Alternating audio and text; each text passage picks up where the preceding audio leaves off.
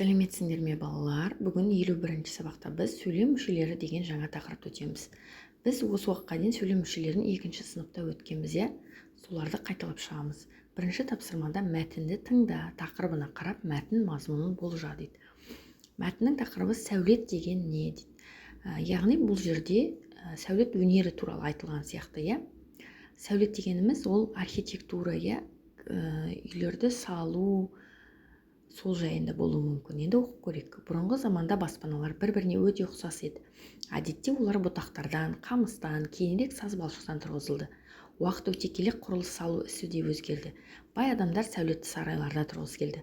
Ондай сарайларды тұрғызу үшін шеберлік пен терең білім қажет болды. Тұрғын үйлерден басқа да құрылыстар ғибадатхана, стадион, театр, кітапханалар салына бастады. Мұндай кешендер құрылысын ойлап тапқан адамды сәулетші деп, ал олардың туындыларын сәулет өнері деп атайды. Сәулет өнері адамдардың әдемі және ыңғайлы өмір сүруіне арналған өнер. Бейнелеу өнері кітабынан алынған екен. Енді тапсырма мәтін мазмұнына тірек болатын сөздерді тап дейді.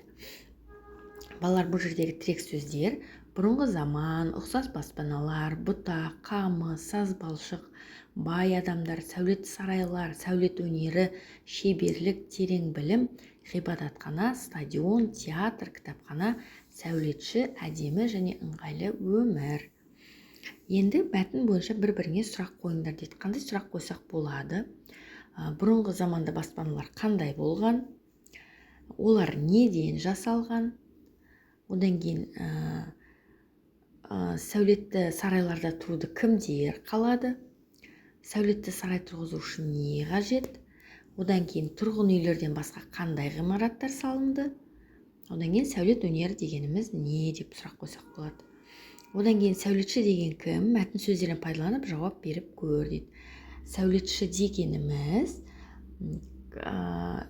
стадион, биік үйлер, кітапхана, театр және тағы да басқа әртүрлі сәулетті сарайларды ойлап тапқан адам. Енді 2-ші тапсырмада сөйлемдердің тыныс белгісін дұрыс қойып жаз дейді. Мына жерге мына сөйлемді көріп тұрсыңдар, ұзақ бірақ сөйлем болып тұр. Енді осыны тыныс белгілерін қойып шығайық. Адамдар баспана салды. Баспаналар бір-біріне ұқсас болды. Кейін тұрғын үйден басқа да құрылыстар салына бастады. Яғни біз бұл жерден 3 сөйлем жасадық. 3 сөйлем болды. Енді осы сөйлем туралы білетінді есіңе түсір дейді. Сөйлем туралы не білеміз? Міне қараңдар, жазылып тұр екен, сөйлемдер мағыналық жағынан бір-бірімен байланыста болады. Аяқталған ойды білдіреді. Бірінші сөз бас әріптен бастап жазылады. Соңында не нүкте, үтір, не сұрақ белгісі, не леп белгісі қойылады. Енді сөйлемде неше сөз барын анықта дейді. Мына сөйлемдерде біз оқып кеткен, бірінші сөйлемде 3, екінші сөйлемде 5, үшінші сөйлемде 7 сөз бар. Алғашқы сөйлемдегі сөздерге сұрақ қой дейді. Ең алғашқы сөйлем бізде адамдар баспана салды, Бұған қандай сұрақтар қоямыз? Кімдер? Адамдар. Адамдар не істеді? Баспана салды. Яғни адамдар дегеніміз бастауыш болады, зат есім. Салды баяндауыш болады. Баспана дегенде бұл бастауыш болып тұр. Енді есімізде сақтайық, сөйлем құрамындағы нақты сұраққа жауап берген толық мағыналы сөздерді сөйлем мүшелері дейміз. Кім? Айдын. Айдын қайда келді? Мектепке. Айдын мектепке не істеді? Келді. Яғни осылай сөйлем мүшелеріне талдауды үйренеміз. Енді 3-ші тапсырмаға қарайық. 3-ші тапсырмада суреттердегі ғимараттың атауын қатыстырып сөйлемдер құра дейді. Бірінші суретте бізде бәйтерек тұр екен. Біз бұған жазсақ болады. Бәйтерек Астана қаласында орналасқан. Не? Бәйтерек. Қайда орналасқан? Астана қаласында.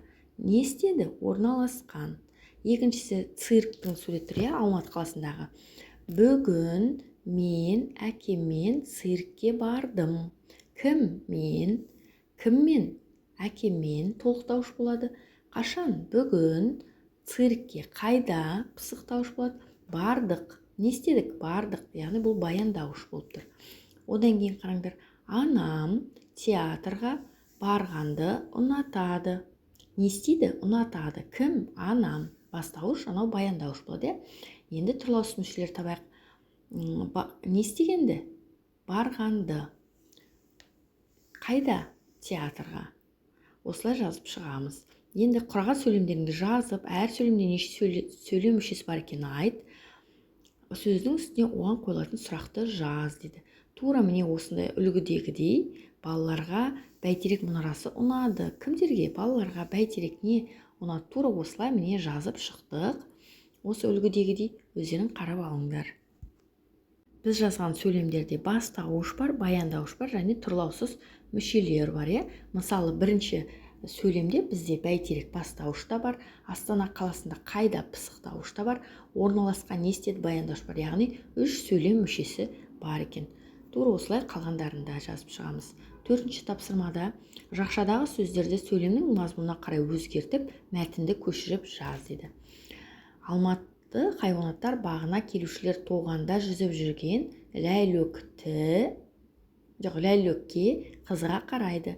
Ләйлөк көк құтанға ұқсайды, бірақ ләйлөктің қауырсыны ашық түсті болып келеді, әрі бойы да биік. Екінші сөйлемде неше сөйлем мүшесі бар екенін тап дейді. Екінші сөйлемді қарап шығайық. Ләйлөк көк құтанға ұқсайды деген жерде, бұл жерде 3 сөйлем мүшесі бар екен. Не ләйлөк, неге көк құтанға не істейді? Ұқсайды. 3 сөйлем мүшесі бар екен. Балалар, тура осылай сөйлем мүшесіне талдауды келесі сабақтарда жалғастыратын боламыз. Бүгінгі сабақ осымен аяқталды. Келесі сабақта кездескенше сау болыңдар.